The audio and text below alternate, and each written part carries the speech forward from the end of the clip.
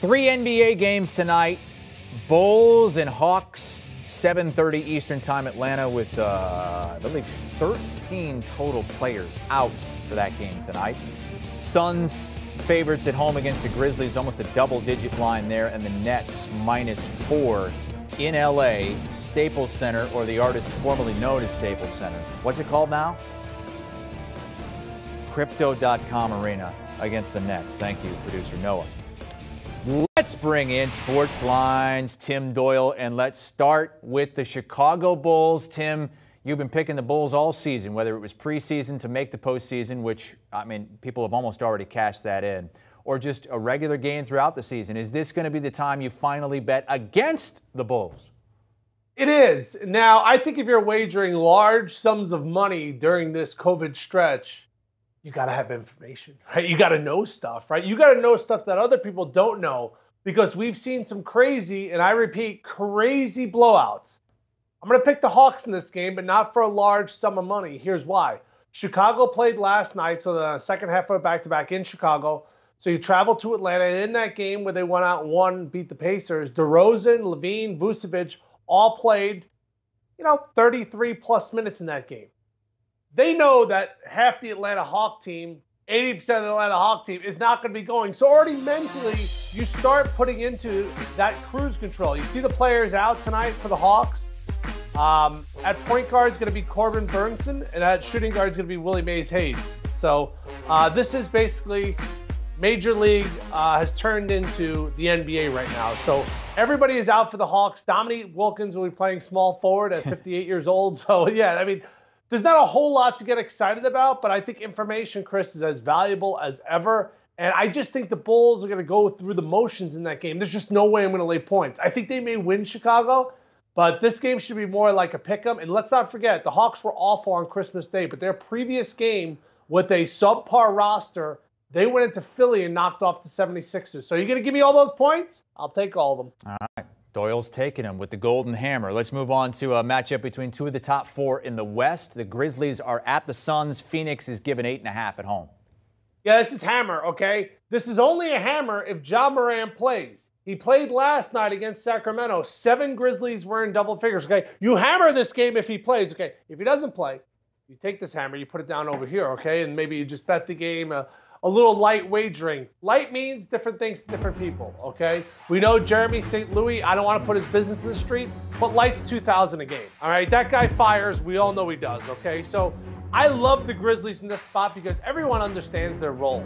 I mean, the last night against Sacramento, everybody stepped up, and Ja is just kind of the maestro of that. But how great did they play without Ja Morant? So this is a team where they're doing an unbelievable job of developing their talent. Taylor Jenkins is the best coach you probably have never heard of in all professional sports. And you're going to give me 8.5 points? I know Monty Williams doesn't score any points, but he's never going to be coaching the Phoenix Suns.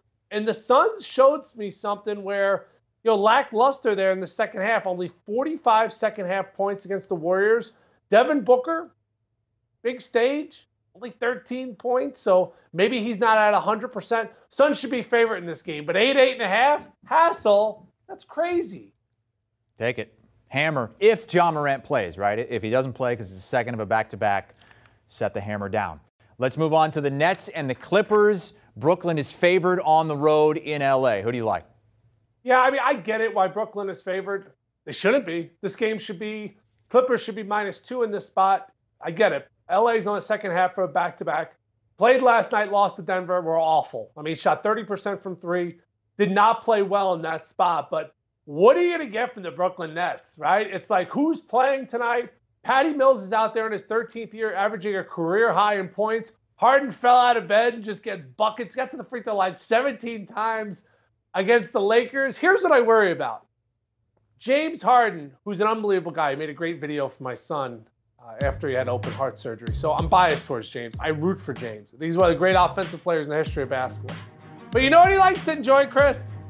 He likes to enjoy a little nightlife. You know what I mean? He's got his jersey retired in multiple adult clubs throughout the United States. And that's actually fact. You can look that up. All right? So I worry that, they went out there, beat the Lakers, hanging around in L.A. Hassel, I haven't spent a whole lot of time with you, okay? but when you took your shirt off in Nashville, it still sticks in my mind, okay?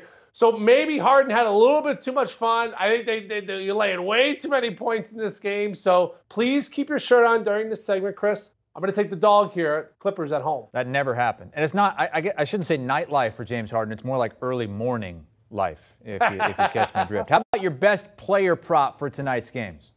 Yeah, I'm going under Harden, okay? And here's why. Everyone out there is signing up, right, for the gym, New Year's resolution. And day number one, just like game number one, you feel amazing at the gym. You're lifting weights, you're running on the treadmill, you're doing the weird thing with the knees and stuff because it's a little bit lighter. I've never really been able to get the footwork down on that, okay? Harden was unbelievable against the Lakers. 36 points, 10 rebounds, 10 assists.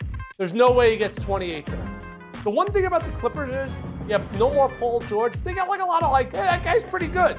You know, whether it's Batum, a man, or Bledsoe, Ibaka, Kennard, they got a lot of guys that are like, that guy's pretty good. They don't have any great players, but they have a lot of guys that they could throw out at James Harden. So everyone's doing it, right? New Year's resolution, shoulder press and stuff. First day, you feel great. Second day, you feel horrible, okay? So this is going to be the second game back from James Harden under his point prop total. Hassel, you hammer this because the more you bet, the more you win. According to Tim Doyle, anyway. The more you lose as well, but Tim only wins.